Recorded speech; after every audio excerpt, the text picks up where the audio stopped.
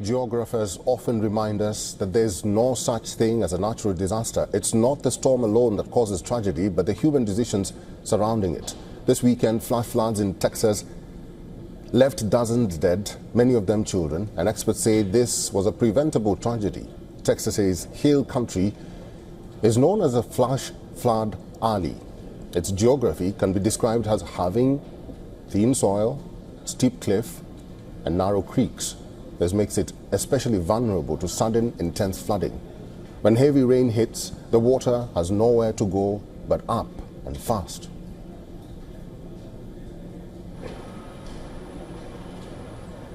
Flash flooding can happen very quickly.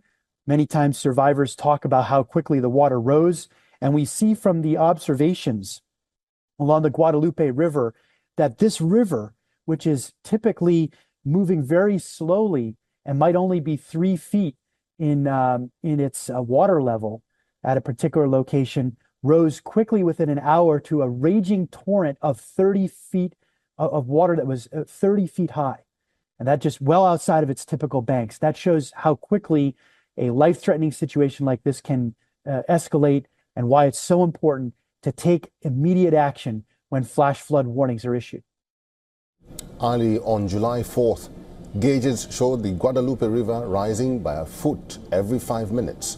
By sunrise, the river had surged more than 20 feet. Campers in the area were largely unaware. Phones were banned at some camps, cell coverage was spotty, and many were still asleep when the flood struck. Notice the time difference between these flash flood warnings that were issued and the peak of the flash flooding that occurred in the Hunt, Texas area around 4:30 Central Time. There were several hours of advance notice, ample time for people to move to higher ground and for the local officials to take action in order to move people to safe areas. And so the question is, now that the warnings were there, the question now is what did local officials and the people that were responsible for safety at the camps, what action plans did they have for handling flash flooding, and what actions did they take? Hydrologists say we need to shift from simply predicting rain to focusing how rivers will respond to that rain. And with more intense storms fueled by climate change, that shift is becoming urgent. A new study finds that the extreme rainfall leading to the Texas floods was not just bad luck.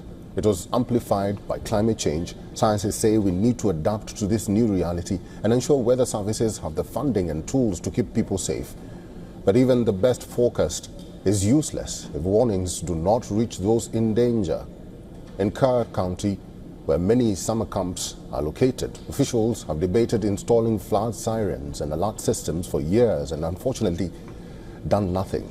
In 2016, they dismissed the idea as extravagant. In 2021, they balked it again.